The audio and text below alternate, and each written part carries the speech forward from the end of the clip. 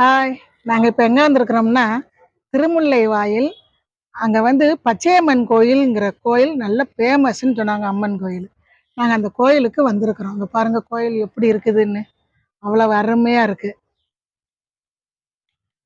இது என்னன்னா, செவ்வாய், வெள்ளி தான் இந்த கோயிலுக்கு அதிகமா கூட்டம் வருமாம்.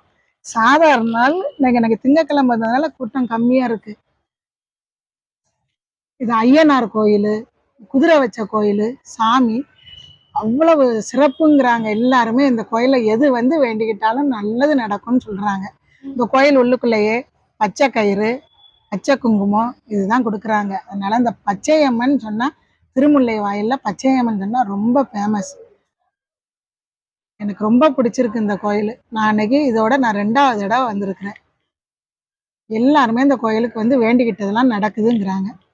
நானும் இந்த கோயிலுக்கு வந்திருக்கிறேன்.